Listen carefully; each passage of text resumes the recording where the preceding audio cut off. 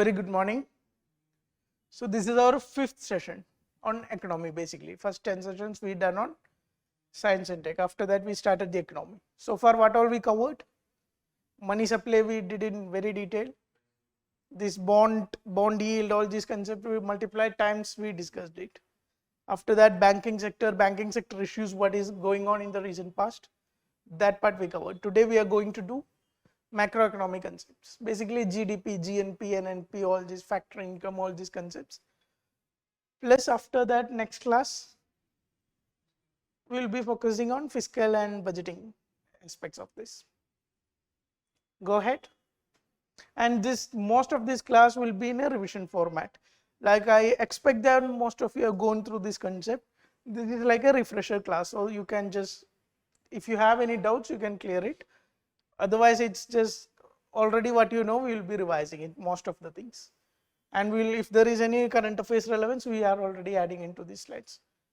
Okay. So first concept is, what is GDP? Give me answer, what is GDP first?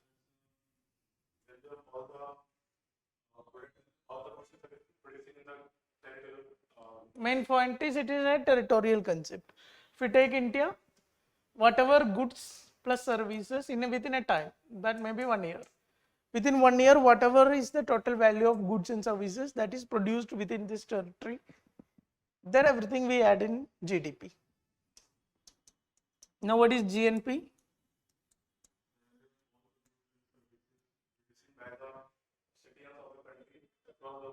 If this is the country, this is its citizens.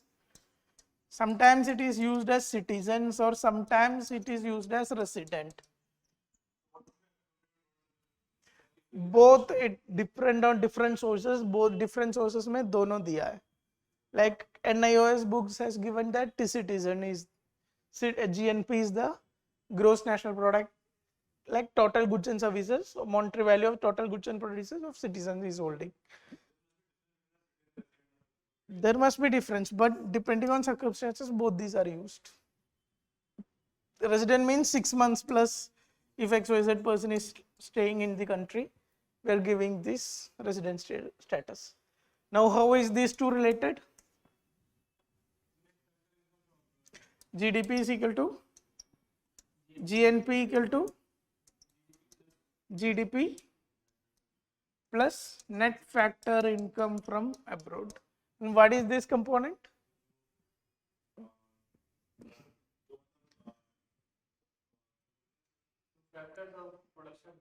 Conceptually, like if a foreign person is here, he is producing some goods and services, that will not be added into GNP of India. On the other hand, if any Indian citizen is sitting here, even if he is producing something and he sent the XYZ goods into the country, this will be added to India's GNP. That's the basic concept. We have given this IPL example. If somebody like AB de Villiers, he is coming here for 2 months, he is not a resident of India, he is not a citizen of India. And this guy is earning 18 crore means, this 18 crore will be a part of India's GDP, but this 18 crore will not be a part of India's GNP. That we will minus here. On the other hand, yeah, that's all for timing. What is this potential GDP? We already have a mains question on potential GDP. So it's better you should have clarity on this.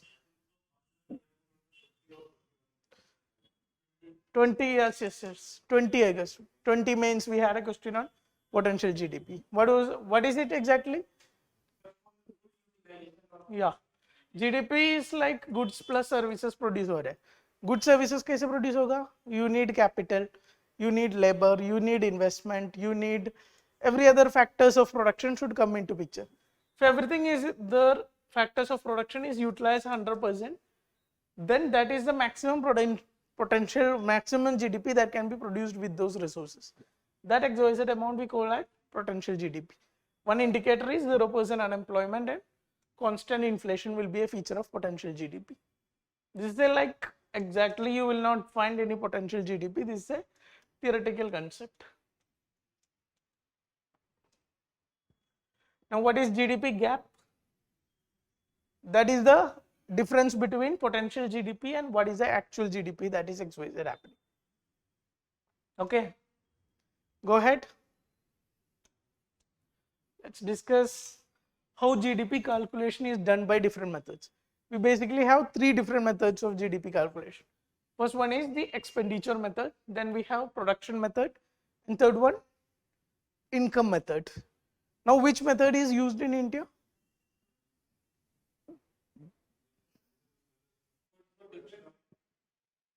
Batao, which method of GDP calculation is used in India? Actually, main organization doing this all GDP calculation is NSO. NSO is under Ministry of Statistics and Program Implementation. So NSO is engaged in finding or calculation of GDP.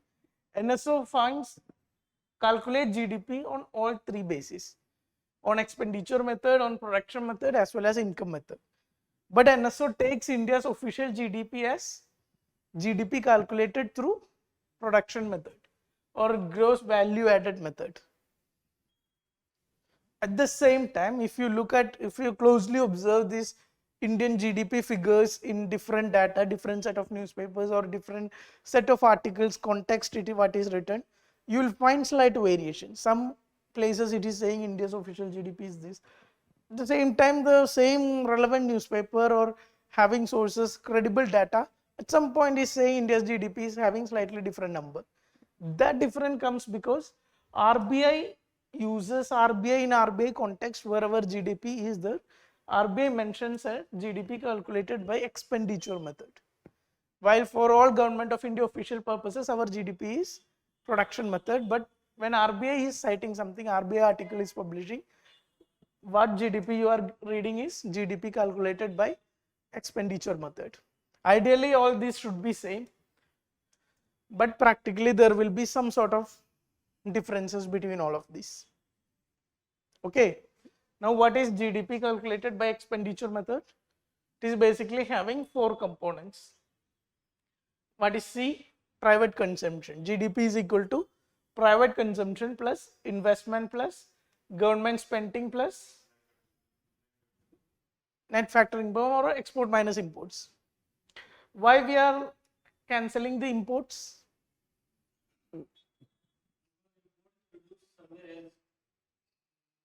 Not exactly.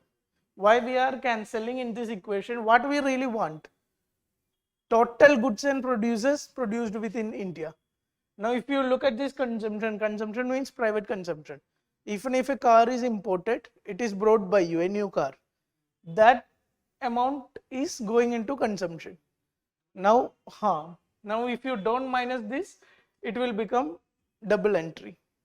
So to avoid this, an import component is subtracted from this. While export component, it is produced in India but consumed in some other XYZ countries. Basic equation you should just remember. And what is any statement is formed, like which is the highest component in India? Not government expenditure. Private consumption is like ruling factor in India's GDP. How much it is? 140 lakh crore. This is 2011, 21, 22 figures. So it is around 140 lakh crores. That is the major component of India's. It fairly remains high and throughout the year, but there are variations. There are like internal variations also there. There was another mains question like tier 2 cities last year. If you have noticed, tier 2 cities kai question tha. Why that question is coming? Because there was so much editorials on what major of India's private consumption post COVID is coming from tier 2 cities, because tier 1 cities are already saturated and rural areas consumption, sometimes editorials comes on this. So you cannot totally neglect this. This has internal dynamics, this has certain XYZ dynamics related to it. So 236 lakh crore, this is roughly India's GDP. GDP by expenditure method will give you the consumer side picture. What does that mean? Everything this is like either you consume the product that is being ordered or you made the investment into some XYZ product cycle. that is being used. When this GDP will be market cost or factor cost? This GDP you are getting here will be at market price or factor cost? This will be at market price. How it is related? GDP at market price and factor cost? GDP at market price equal to GDP at factor cost plus net indirect plus, that is plus taxes minus subsidies. Now there is a component like 140 is the consumption, 66 is net investment in the economy, 26 is government expenditure or government spending, 5 is minus 5 is export minus imports. What is this 0.4? You can say statistical difference, or otherwise you can say like whatever the all consumption is happening in the economy may not be captured in this XYZ exercise. Some may be done using black money, some may be done using barter system like system, so that expenditures will not be captured into this. So accounting that, we had this discrepancy in calculation of GDP by expenditure method. All clear? So go ahead. Now next is GDP calculation by production method. What is the difference in it? Here gross value of the gross value added is the major dynamics. What is gross value added technically? Gross value added means if you buy 100 rupees ka ek product, then you processed it. You changed the shape, you made a new product out of it and you sold it at 1000 rupees. Now gross value added in this process is 900 rupees. Now if you want to find the total GDP of the economy or total goods and services produced, you will take all the companies in the country producing any XYZ goods, then how much gross value each company is adding, that you calculate, then its summation will give you gross GVA or GDP by production method. Clear? Then this is calculated by NSO. This is India's official GDP figures also. Now the income method. What is income method? Similarly, we have how these XYZ resources are getting distributed. It include wages plus interest plus profit plus rent. All this, if you calculate all this, summation of all this in the economy, you will get the same GDP figures. This is like slightly lesser important compared to the expenditure method and production method. Go ahead. No, nothing is there.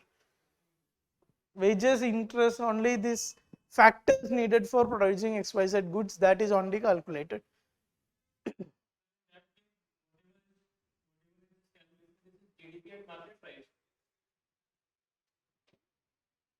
GDP at market price it will be. Go ahead. Now you should be very clear with the relation between GDP, GNP, market price, factor cost and all this. What is relation between GDP, GNP, GDP? We already told what is the physical meaning of it. Now how you calculate it? GNP is equal to GDP plus net factor income from abroad. So G D to N, that is the relation, net factor income. Now if you want to take GNP, NNP out of this, that is net national product out of GNP. What is the relation? GNP minus depreciation. What is depreciation here? Any capital assets that is being used in the economy, over the time there will be depreciation losses. If you minus that usage losses out of this component, you will get GNP, you will get net national product. Now if you want to connect factor cost and market price, what is the relation of GDP, GVA, anything? Relation is market price equal to factor cost plus net indirect taxes or taxes minus subsidies. Now net national product at factor cost is the India's national income of India. If you want to find per capita income, net national product at factor cost by divided by population it will be. What else? What is national disposable income? Into this NNP at factor cost, that is India's national income. Into this, if you add the current transfers from rest of the world, that is like remittances, gifts, this will add into net disposable income. There is one more question, what is personal disposable income? There has been a question asked on this also, not in UPSC but in UPSC conducting other exams. What is this personal disposable income? If you subtract the taxes as well as non-tax payments, like some fines is there, you are paying XYZ to government due to any XYZ reason. If you subtract both of these, you will get net personal income. Clear? At least you should be very clear with how is GDP, GNP related, NNP, GNP, all these related, then factor cost and market price. MCQs can come on these equations, statement based on these. Yes, yes, yes. It can be for economy per person also. Go ahead. Now, what is GDP deflator?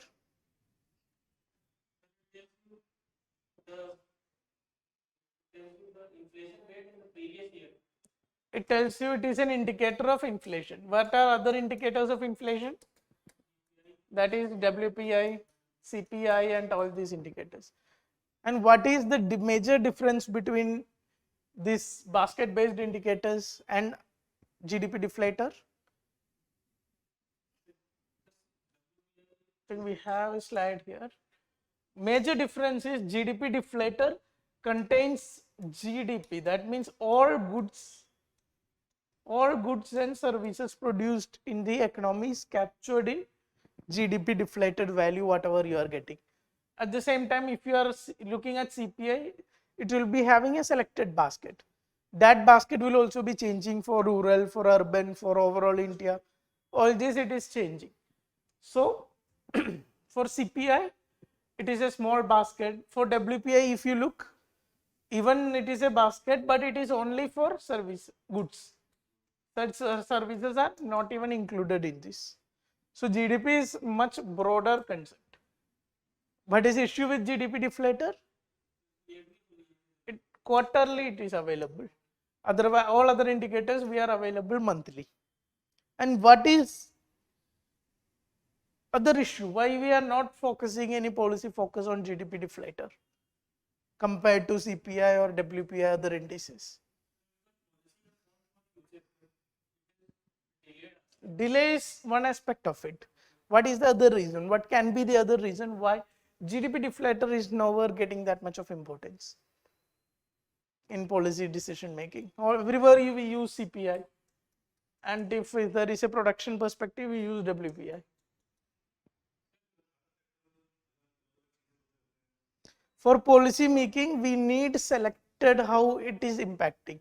Like if inflation is happening, we need to know how it is impacting households, how it is impacting different regions of the country, how it is impacting middle class or upper class or lower class, where this inflation is coming. All this internal dynamics you only get from CPI and other indices. GDP deflator can only give you a broad figure that is common for whole economy. Now, what exactly is GDP deflator?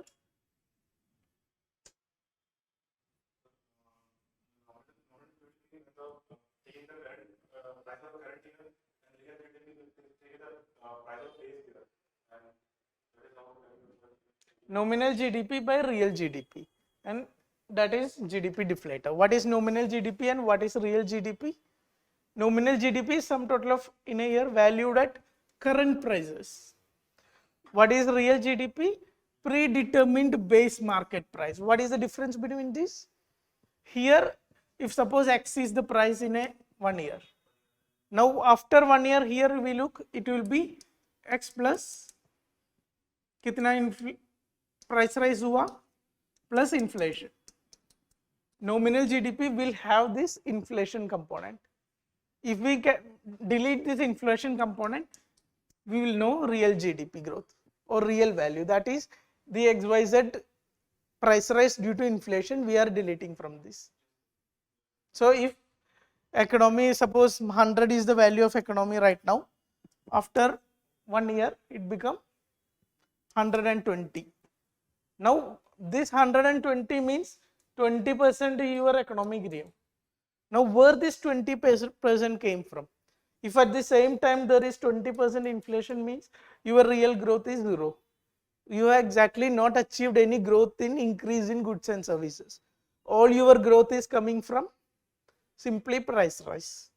So this is what nominal GDP and real GDP will capture. Nominal GDP will have the inflation component. Real GDP will not have this inflation component. Now you convert with a base year into, put in the formula, you will get the XYZ. What is base year for this GDP deflator? IIP, that what is it? Industrial Production Index. For all this, base year is 2011. Whereas for CPI, the base year is 2012. That is very factual data.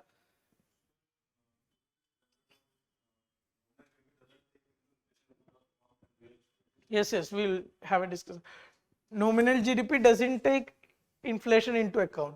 Like we told that 100 is the 120 ho gaya. Nominal GDP growth is 20%. Doesn't care how much is the inflation.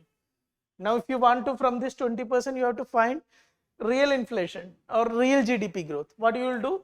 20% minus inflation. Inflation को आपका काटेगा. Suppose inflation is 10%, then real GDP growth is 10% and nominal GDP growth is 20%. It doesn't change whatever is the inflation. Here अगर inflation 10 के ऊपर है, real GDP growth will decrease. Or any other current market price, base year market price, it is much higher. It will be nominal will be obviously higher because inflation component is there. It will be lower. It can be compared with other quarters. You can read from this and understand basic concepts only. Go ahead.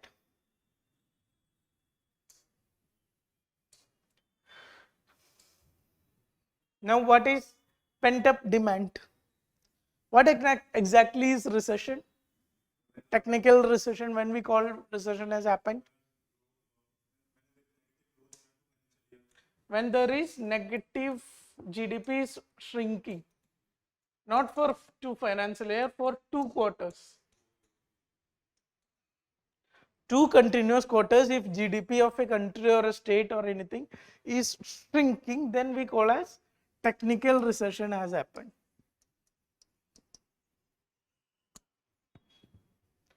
Now what is pent up demand? This we observed during this pandemic time. What exactly is pent up demand?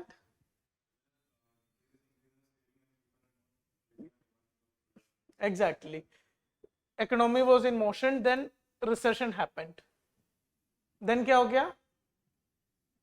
People consumption and investment component in the economy dried up. People were not consuming anything, either they don't have the money or they think it is not right time to make any investment. So due to this reason, consumption and savings, investment dried up in the economy. Now after the pandemic and also after the pandemic, so people are not doing any consumption or any investment. So what they will do with XYZ money they are earning? They are saving it. Now after the recession ends, what they will do? They have this surplus money which they have not been saving. They were thinking they will need emergency requirements or job loss ho gaya to kam aayega. But when recession ends, their job is safe. People start spending this extra amount. Whatever they saved during the recession or bad time, people start spending extra. That will give a push to the private consumption component. This extra push we call it as pent up demand. This was one reason for this higher growth we will see after this pandemic period. What was other reason why this pandemic period numbers were exaggerated? Post pandemic base year effect or base effect. What is base effect? I think we will see this slide in the later part of this. Go ahead. Now what is hysteresis?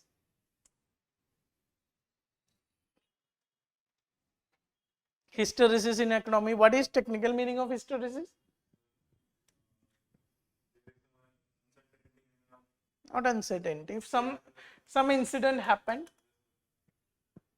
now if it leaves, if after the factors that cause this incident were finished, even after factors cause this XYZ incident finished, there is some memory of this incident pending, or there is some characteristics that this incident has brought into the system that is not drying up.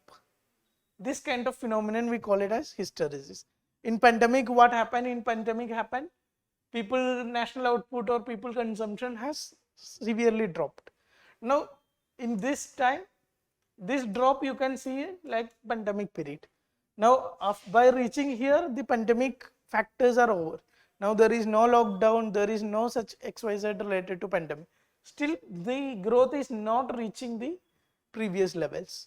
Growth is like people are not spending too much. People have acquired some characteristics. Maybe some people skill gap happened.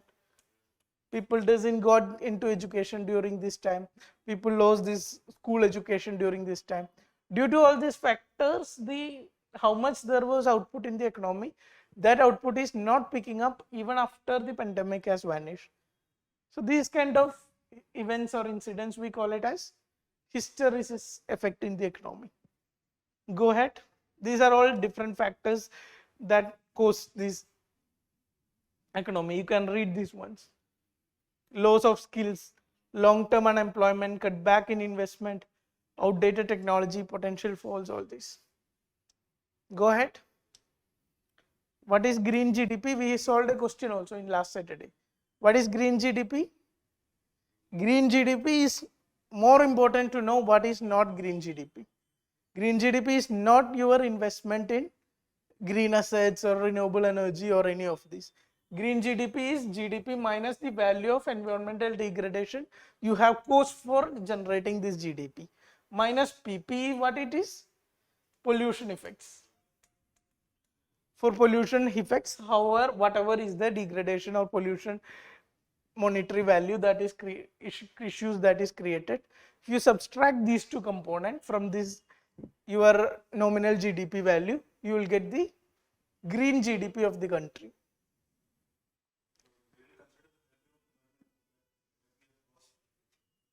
We are not considering value of environment, we are considering value of degradation that is caused. That is, if forest is cut down, then wo cut down part only you are considering, not the economic value of all the forest. Or if some air CO2 is emitted, then what is the monetary cost of this CO2 it can disturb, create kar sakta hai, only that part is subtracted from your GDP. Why we are discussing this? Because there has been an RBI report citing that over the decades India's green GDP is growing faster than India's normal GDP. That is one reason. Second reason, Uttarakhand becomes country's first state to calculate gross environmental product. What is gross environmental product now?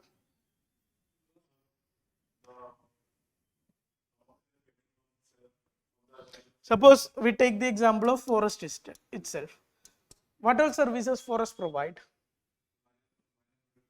Minor, like wood will be there.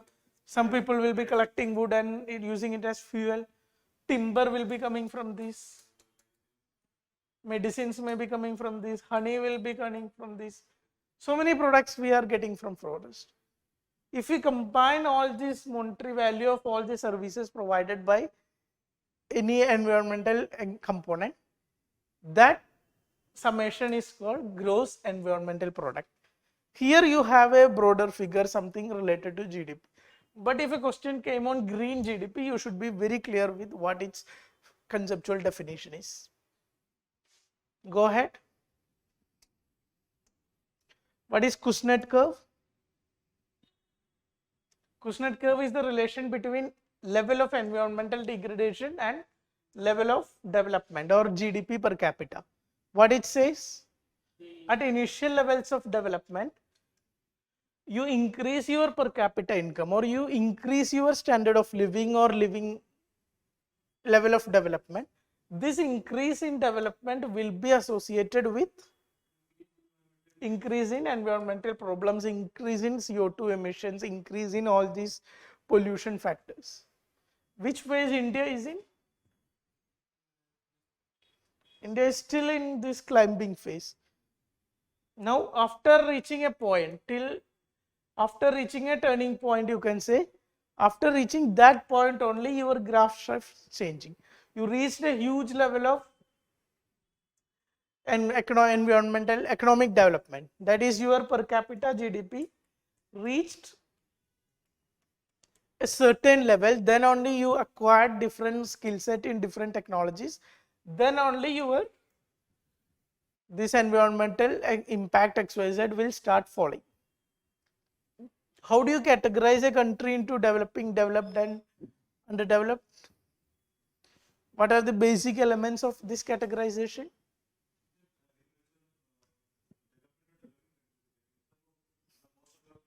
One is GDP per capita. If it is around above $1,200, it will be considered as developing country. If it is less than this, it will be considered as least developed countries. Now around something 12,000 some mark is there. If it is about that, that is considered as developed or advanced countries. This is GDP per capita is one indicator, but not the whole indicator. What is the second part of it? Structure of GDP. Structure of GDP, what it includes? Structure of GDP means how much of your population is engaged in agriculture, how much of your population is engaged in manufacturing and services.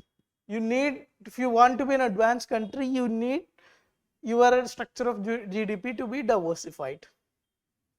And how much of India's population is engaged in agriculture? Around 45%. And how much is the GDP it is generating? Around 16, 17, maximum 18%. So this amount of population is engaged in only producing 18% of the GDP. And what is the issue in this? See, 45% of the population is producing only 80% of 18% of the GDP means this population is highly, productivity is very less. Now what is issue with when productivity is very less? Productivity is very less means your income will not grow. You are working 24 hours, still if productivity is low, 45% of our population is working in agriculture. And agriculture is only 18% of your GDP. So there is productivity issues in Indian economy. One reason is because a considerable population is engaged in agriculture. Go ahead. What is gross fixed capital formation rate?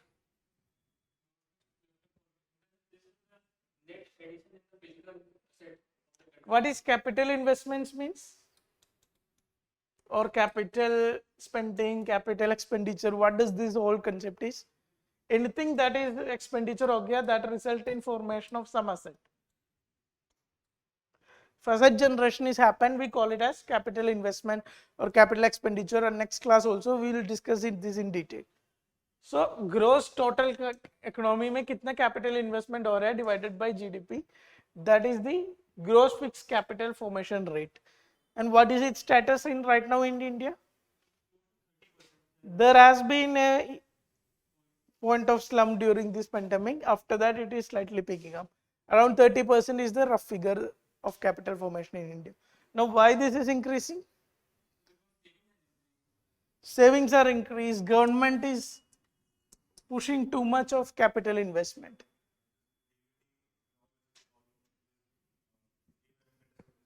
Yes. If you look at the budget, there is graph showing in 5 years, 2 times increase happened in India's government capital investments. Go ahead. What is incremental capital output ratio? It is a relationship between level of investment in consequence increase in GDP. What does that mean? If suppose 100 is the GDP figure, now if I need to make my GDP figure 101, now to make my GDP figure 101, how much investment I should add? How much more investment I should add into this economy? That is incremental capital output ratio. There has been a PYQ statement on this. What was the basic factor you need to understand in this? Higher the investment or higher this ICOR, that means you to increase one GDP you need to invest more money. That means efficiency in your economy is less. Okay. High IOCR means you need to give more investment to generate one more GDP. One more output if you need to generate, you need to invest more. Now, if you need to invest more means what?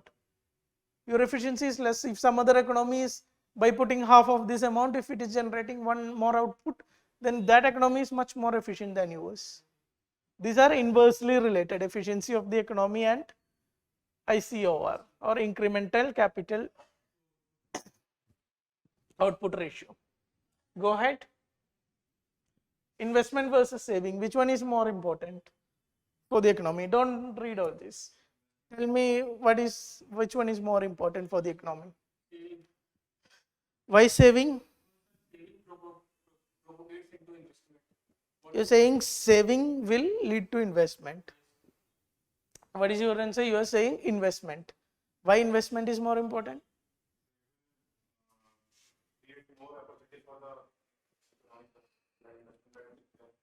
Investment will create more opportunity. How investment will create more opportunity for the economy? Yes, if you are investing some money in some capital goods or some you made factory, there will be job creation, there will be output generation out of this. Good. Economic survey 2019, I guess. These are detailedly done the analysis, which one is more important, investment or economic savings. And what was its conclusion? Investment is more important. If you want growth to boost up, give more investment in the economy. Why investment? Because if you look at the saving is a short-term activity. Like you save for some near-term expenditure to meeting after 1 year you need to buy something, you save that. That is the attitude of saving. While investment means you are long-term putting something. Even if you are putting it in, say, invest this infrastructure bonds, then that money is used for building some infrastructure. Some output is directly coming out of this. Then all this is a low risk, low return option. Here it is a high risk, high return option. So all this will lead to more generation of GDP growth. Ultimately, investment is much, if you want to boost the economic output, investment is the more important factor. Go ahead. Growth versus development. What is the difference? What is economic growth and what is economic development?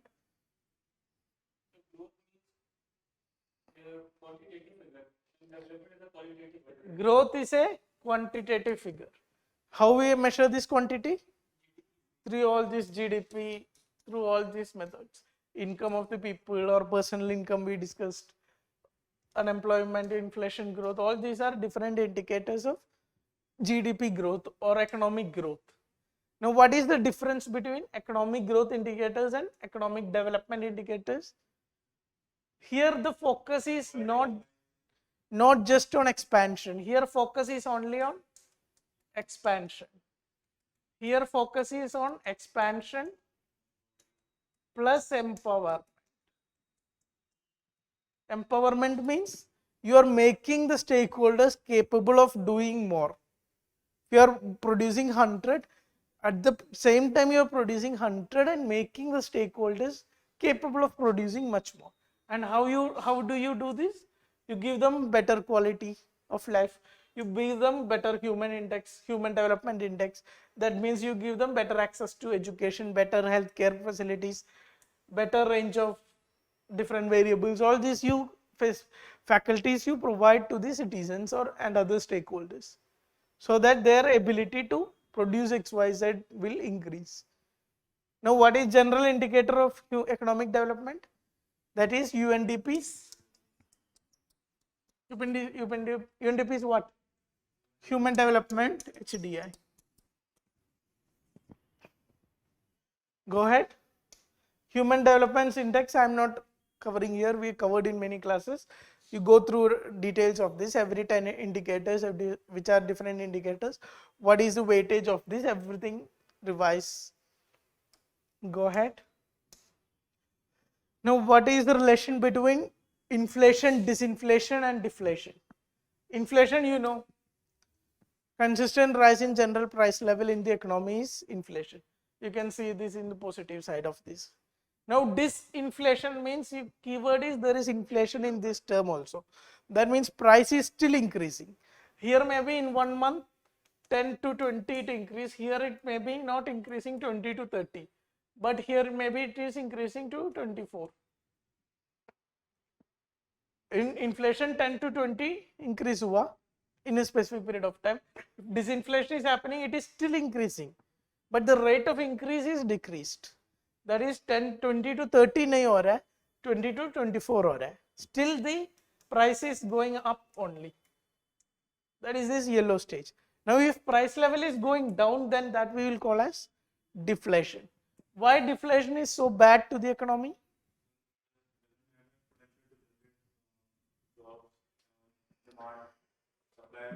We already learned that what is GDP?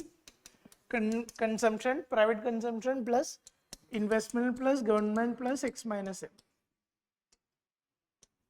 Now, major component is private consumption. Now, suppose I can buy this pen for today at 10 rupees. I know that if I wait 1 more month, I will get this for 8 rupees. I wait for 2 months, I will get the same pen for 8 rupees because there is deflation in the economy. Now, if I wait again, I will 2 months, may get this for 7 rupees because economy is having deflation. Then what will be my tendency? Just don't buy now, just wait. We'll wait price to fall a little bit more, then we will buy. So, this mentality will be throughout circulating in the economy, and what it collectively lead to? Complete disruption of consumption, private consumption. If private consumption is destroyed, you know, more than half of India's GDP is coming from there only. If that is disrupted, means whole GDP we will fall in the economy. That's why we say some inflation, like even RBI's monetary policy is saying 4% inflation should be there for economy to sustainably grow. Go ahead. What is neutral or natural rate of inflation? We already discussed, like lower level of inflation or going into a deflation zone is very detrimental for the sustainability of the economy. At the same time, very high inflation means what will happen?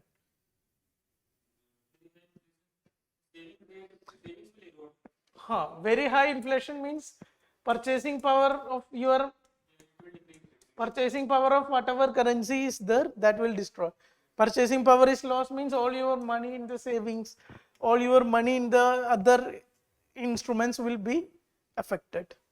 So, higher inflation is so much again bad for the economy. At the same time, if you go to reflection, that is also bad for the economy.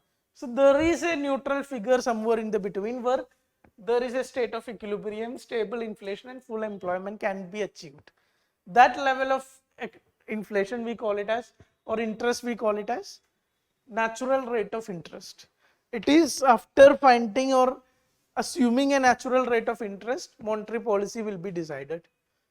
If there is higher inflation, then monetary policy will set interest above this natural interest rate, so that money supply will shrink and so inflation can be controlled. At the same time, if inflation is low in the economy, we need to increase the money supply. So, we will put our bank rate or repo rate above this natural or neutral rate of interest.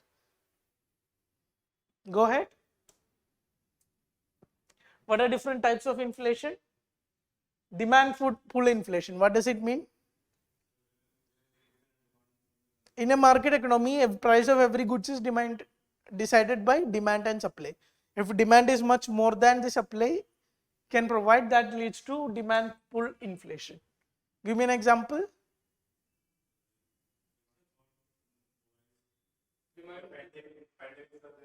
Pandemic, like even masks were being sold for 25 rupees unless government put it is under the Essential Commodities Act. So, and if you put in as Essential Commodities Act, even though there is demand shortage or whatever, you can only sell it for this much price. There is price regulation over it.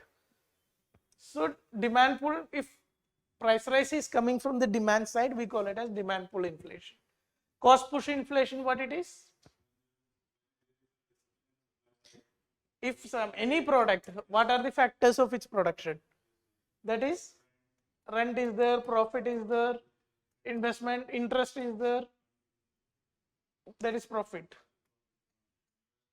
Wages is there. If this is cost of production, if any of these component or all of these component are increasing, that is creating the inflation, that we call it as cost push inflation. What is profit push inflation? So this component only profit motive से price rise हो रहा है. Where this will happen? Best example is OPEC countries. What Saudi Arabia does? There has been a recent development on this. Remember, Saudi Arabian oil is one of the most expensive oil in the oil market, and India is not. Even though India is buying so much oil from this, India is not interested in buying too much of this expensive oil because India has other alternatives right now. Now what happened is, why Saudi Arabia oil is too much expensive? One reason is Saudi Arabia is controlling the supply. Saudi Arabia is producing less than its stated capacity. Now if it is producing less, then what is happening? They are controlling the supply so that they get the price what they wanted in the market. So this is the best example of profit push inflation. Where other sectors it can happen, where there is monopoly, where there is only one company. Suppose railways is only there. Tomorrow railway decided we need to make more profit, then they increase the cost by 20%. Nothing can be done. There is only railways that can provide these inter-country services. So people are too much dependent on this. So this kind of situation can also lead to profit push inflation. Monetary inflation, what it is? This also we discussed in detail. If printing of more money is leading to inflation, that we call it as monetary inflation. Built-in inflation,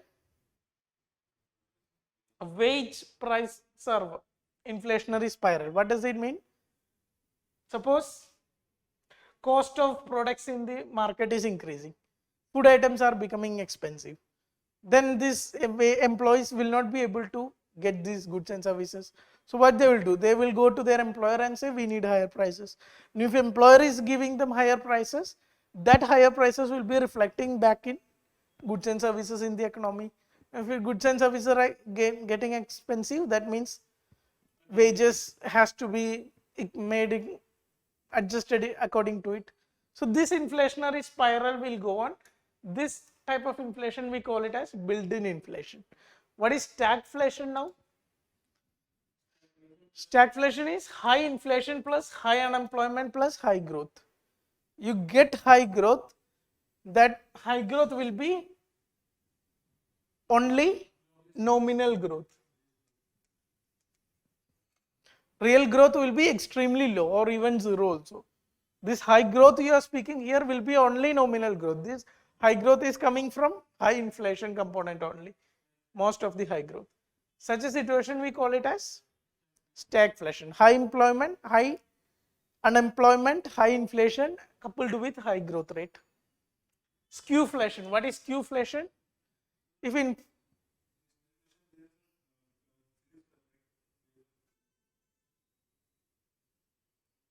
we'll talk this later. What is Qflation? Yes, if one XYZ component or a small group of commodities is creating inflation in the economy, that kind of inflation we call it as skewflation. Where you will find this? Petrol prices rises, or wheat prices, wheat XYZ production crashes and wheat is becoming expensive, it get reflected in other parts. Headline inflation. What is headline inflation? Whichever inflation figure is your major policy tool, that inflation is called headline inflation. In India it is CPI combined. Core inflation, what is it? From this headline inflation, you are cancelling out the vulnerable or highly fluctuating components. Which are these highly fluctuating components? Food items and fuel. If you are avoiding food and energy components out of your headline inflation, you will get core inflation. Now there is a new concept also of refined core inflation. What is it? Even after you avoid this food and energy, in transport sector is dependent on energy prices too much. So this transport sector component will still get reflected in the CPI or CPI core inflation.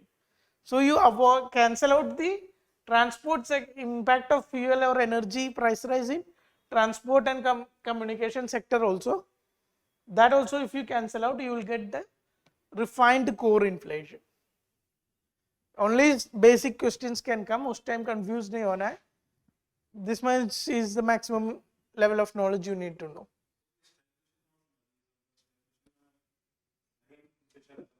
High inflation है.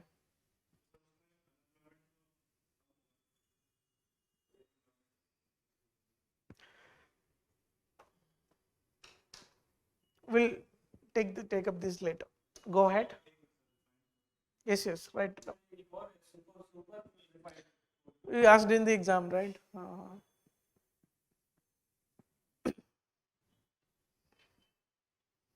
Okay. Answer this question.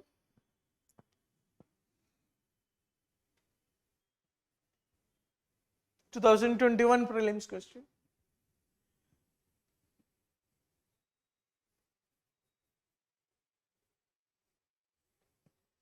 Very simple question. They're like, if you just know the basics, you should not miss out this. Tell me how to approach this. With reference to Indian economy, demand pull inflation can be caused or increased by which of the following? Demand pull inflation means demand is increasing, this higher demand is causing inflation. Now higher demand is there, tell me 100%, pick 100% right or wrong options. First one is expansionary policies. More money is there, it can lead to more demand possibly. Fiscal stimulus is there, same effect. Government is spending more, we know GDP figures can get exaggerated. Inflation indexing wages.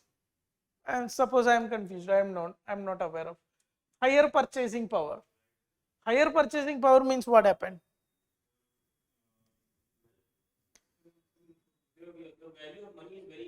Value of money become very high. Like 100 rupees, if you can buy 100 barrel of crude oil pehle, now with 100 rupees you can buy 110 barrel of crude oil. So you will consume more. Consume more means what? Demand will go up. So 4 is one option which I am 100% sure that it should be in my answer. Now let me eliminate some of. इसमें 4 नहीं है. I cut out the C. Now rising interest rates. Rising interest rates कब होगा? Inflation नीचे करने के लिए होता है. This cannot cause inflation. Demand pull छोड़ दो. Rising interest rate mean it is a policy to shrink the money supply and control the inflation. Whatever in situation, it cannot lead to inflation. So this should not be there in my answer. Cancel out this. Cancel out this. I got 1, 2 and 4. At least इतना clarity आपको सभी में होना चाहिए. Very simple basic question. Go ahead.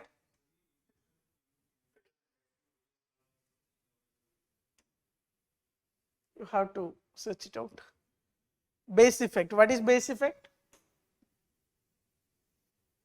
Base effect is the impact of price level, the previous year price level on the coming. In pandemic time, what happened? 2020, suppose India's GDP is 100. Now, sorry, 2019, suppose India's GDP is 100. Now in 20, pandemic happened. Suppose India's GDP fall into 80. Now in 21, suppose pandemic ended. Now our GDP just grow into 88. Even though like compared to previous levels, we nowhere near the previous levels. We are like 12% less than the previous level. But if you look at the GDP growth, that is compared between adjacent times. So 80 from 88 means you have 10% growth. This 10% why it is coming? Because GDP growth का नीचे figure होता है पहले 2020 GDP. So 20 GDP is considerably lower means your GDP growth will be like in numbers it will be exaggerated. This it can be vice versa also. This change in GDP numbers due to this changes in the substantial changes in the previous year, that effect we call it as base effect. Rest you can read from here. This is the formula for finding base effect or inflation rate. Now what is one more thing we need to clarify? What is the effects of inflation on different stakeholders? What is effect of inflation on borrowers? Suppose I need to pay you 100 rupees. Now the value of, after 1 year I am paying you 10% inflation was there. Now after 1 year this 100 rupees having 10, I can only buy 10% less goods with this. So technically I am paying you only 90 rupees at the base price if I am giving you 100 rupees. So borrowers are at profit. Now what about lenders? Lenders is having vice versa situation. They are at loss. Fixed income group, they are the worst affected group, we will say. Why worst affected? Because their salary will only increase after 5 years or 10 years margin. Now within this margin, all this inflation will reduce their purchasing power or reduce their personal income. Disposable income will be shrinking throughout this time. Now what is the effect of inflation on exchange rate?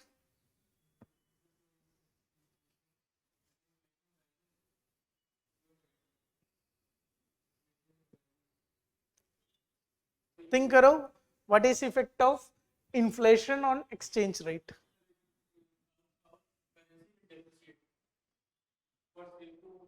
To buy same amount of petrol, you need to give more amount of money. So the dollar demand will increase and the demand will decrease. Yes, dollar demand will increase. Depreciation हो जाएगा. Depreciation ही होएगा. What is happening? Inflation हो रहा means purchasing power decreases. Purchasing power decreases means to get the same amount of dollars you need to spend so much of rupees.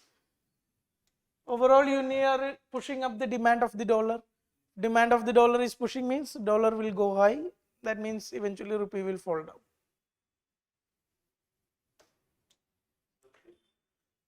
Now let's look at some of the बताओ.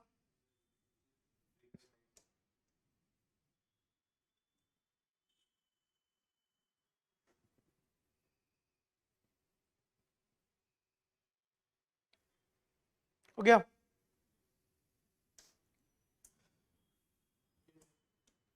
Now we look at a fair look on different major inflation indices. What are the major inflation indices?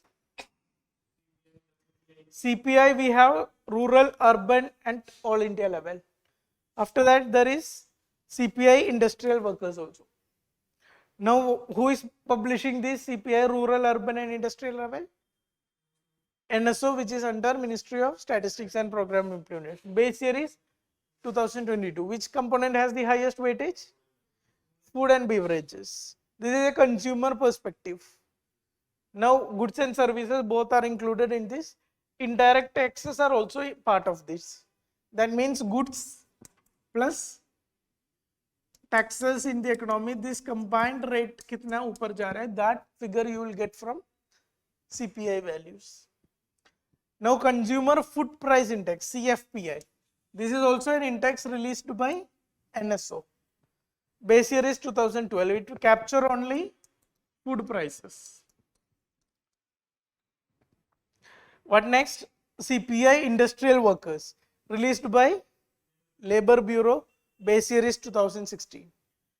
CPI Rural Laborers, Agri Laborers, released by Labor Bureau. Base year is 1986. This is not, government is planning to change this to 2019. Now, wage rate index, that is also another report by index by Labor Bureau. Base year is 2016. It monitors wage across different industries like IT sector में क्या range चल रहा है, क्या wage चल रहा है, manufacturing construction industry sector में क्या wage चल रहा है. Different sector wise wage it will be captured. WPI, who is publishing WPI? Office of Economic Advisor under Ministry of Commerce and Industry. Base year is 2011.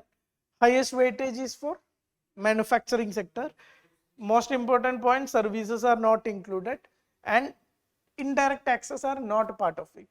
So I am asking you, if only government increases the taxes, indirect taxes or GST by 10%, which inflation component it will be most affected?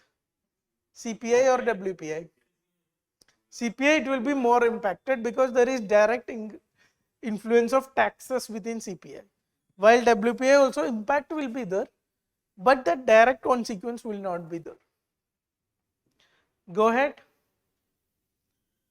What is IIP and index of 8 core industries? IIP is a survey again published by NSO. Base year is 2011. Most highest weightage is for primary goods. At the same time, 8 major industries means it is published by Office of Economic Advisor, Ministry of Commerce and Industry, and this is the weightage level of this. Highest weightage is for refinery products, lowest is for fertilizers. What is doom loop?